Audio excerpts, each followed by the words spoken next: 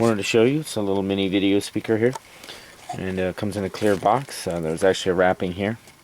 Let me show you these little LED lights right here, and there's a camera right there. This thing can do everything from audio to video files that you loaded, and it's got a little 2-inch screen that you can watch and playback on it. Just wanted to see the instructions here. It comes with a little carry case, little CD. I'm going to open this up here.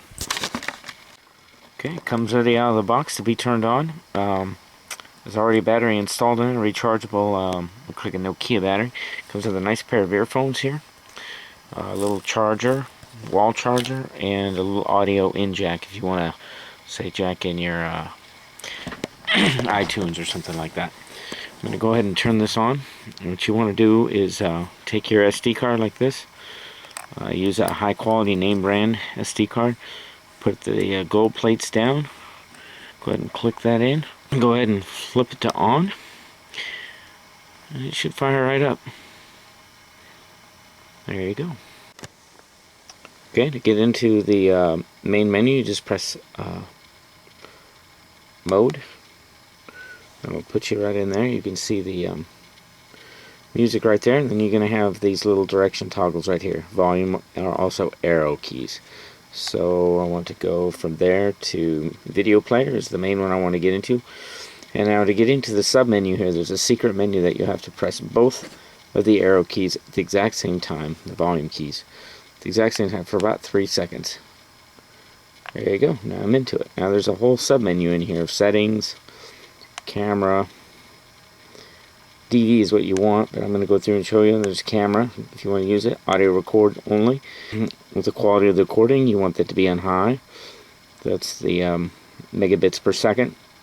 The video timestamp, I prefer to leave mine on. That way it sorts the files actually by the time and date, so that you can just automatically see the name of it is already sorted in your computer files. Very handy. Video loop record, I leave that on because that allows me to over record any old recording. And I put in a 32 gigabyte chip, but after a day or two on the high quality recording you can fill it up. And so if I'm going to monitor an area, I leave that on so that it can run indefinitely. The video segment time is anywhere from 10 minutes to an hour, and that just is how long it's going to record before it saves automatically and it keeps recording.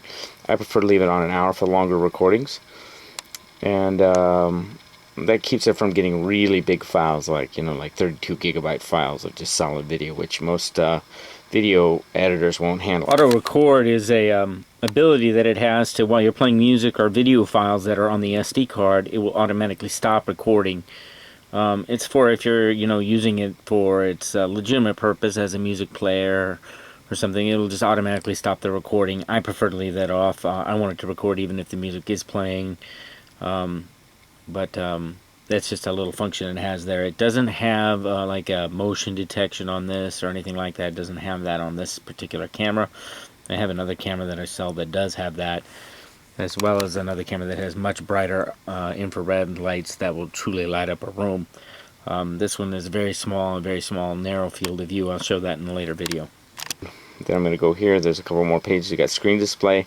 Now this, I like it on hide, because if it's not on hide, it won't show. It'll show record on here when you start recording, and it'll leave it there, so you can actually see yourself indefinitely. You don't want that. You want it to turn off after 15 seconds. So put it on hide. IR LEDs, I like to leave that on auto. It has an auto thing which will turn on and off. That little thing right there is a light sensor. And then super long mode is for really long recording to get it a good quality. And then yeah, that's just basically to minimize the memory usage. And then also DV night mode is basically to enhance lower light conditions, which this thing has a very good low light ability, which is why I like it. Okay, I'm going to show you how to record using this. You're going to hit the mode button, and I will go through DV. All I'm going to do is hit OK. And now you will see right here on the screen it says recording. You can see my camera right here, my Sony.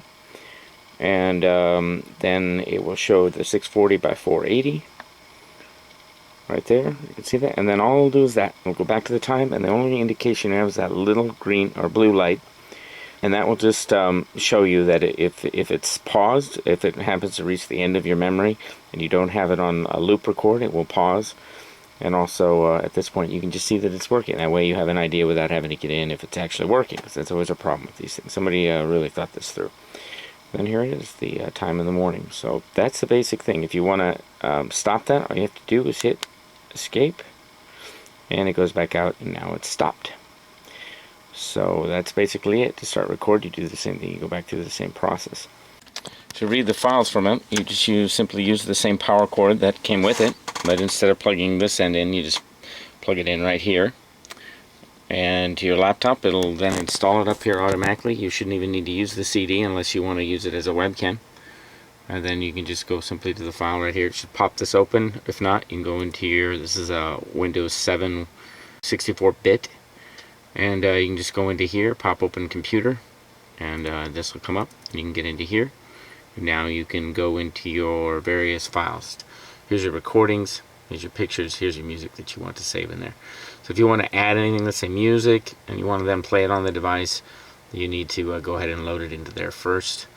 And then if you want to see the files you've already done, here's all of them. You got audio that you've recorded, video, and picture right here. And then you can go in there and see each of the files. So you can see everything that I've recorded already here today, individual photos that you've taken, and audio as well. Okay, I'm going to show you how to get into the secure files right now. So I'm going to hit the mode button. Then you're going to see that you've got all your various things, video player, picture viewer. All these will have both the regular recordings. Let's say you put in a music video that you want to show right here. So what you're going to do is click OK to get into there, and you're going to see that it shows I loaded a Dexter. I could press play on that and play that, but what I want to do is get into the hidden stuff. So I'm going to press double those buttons again. Now you can see all the different video files that I've loaded on there. You can get into this menu here, the sub menu, to delete stuff just by clicking the menu button here up on top. Now you can get into here and you can sort through loop mode, you can delete files. Like I'm going to click here and delete all these. So you can do current, you can do all. There you go. Just deleting right now. Do you want to delete? Yes, I do. Okay, there it goes. Now deleting. Please wait. So you can also fast forward through the actual files while you're actually watching it, and I'll show you how to do that in a little bit. One really nice little feature here is this ability to, while you're watching it, you can actually press the fast forward button, and all this menu will show up just like a regular TV. You can click that, and now you can see that's jumping through the various video. Go all the way through like this and fast forward. One other thing I wanted to comment on was that the quality of this is actually quite high. This is actually aluminum metal casing here. The buttons have all great feel and push to it. You see everything lines up. Everything's pretty good here. There's a little piece of plastic underneath there that the battery's held underneath. And you gotta just click that off to get to it. It's not really complicated. It's pretty simple. You see the line in. That's for if you have like a iPod or something, and then it actually comes with the line in stuff here. This shows if it's plugged in, if there's power to the unit, which is kind of nice right there. Kind of nice, fairly high quality pair of earphones here, which for right there, and of course the plug-in right there. Nice little blue indicator light on the bottom shows that it's working. You can see that there. And overall, I'm very impressed with it. It's a sturdy little device. You can see right now that when it's plugged in the USB, it shows it is. This little screen really helps you here. The other thing that's interesting is that this thing can be used fully plugged in or completely on battery power for about 3 or 4 hours. And it seems to work quite well, especially plugged in or just running indefinitely, which is a real selling point on these. Okay, I just wanted to show you here that the night vision lights are completely invisible. You can see up in there that there is no visible lights there, and yet, if you look at my hand, you can see that it's clearly showing that the infrareds are on. The IRs are right there. There's 6 of them, and then the camera lens is right there. It's very difficult to see. And then the auto on-off function is right there. That's for the lighting, or the light sensor on it. Okay, I wanted to show you what this thing looks like with just a 30-watt bulb. I'm wearing black pants here. Turn over here so you can see what it looks like with me at about 5 feet. Let me 8 feet, so you can see the lights are quite good. Lighting is quite good here. I'm about 8 or 9 feet away, and this is just 30 watts of light. If I turn on the 60 watt, it's much better. You can see everything in here very clearly, perfectly here. This is 60 watts of both power right there, and I'm just going to go ahead and turn on normal lighting in here. Turn off, like the light bulb over there in the bin. And you can just see what normal lighting looks like. This is backlighting. So you can just see that it's kind of a little dim, but that's mainly because there's lights all behind me. That's even with backlighting. So you can see right here, that's directly in front of the unit. It does work, it does help, and it will, you know, up and close. I mean, anything. This is like 2 feet. This is 2 feet away right here. This is 4 feet away right here. I'm going to show you right here. Okay, lights on, lights off, lights on, lights off. So you get an idea. Lights on, lights off. I just wanted to point out that because this is a multimedia device that has an SD card already slot for it, it makes a lot of sense that you could have all these functions on it without there raising any suspicions. You know, it doesn't give any indication of its covert nature. If you didn't know what you're looking at, you'd have no idea why that's there, and that's there. I mean, you really have to look close, and even then these things have so many different devices on them, you wouldn't even know what they are unless you knew what the purpose of this was. There's no outside indication in any of the buttons.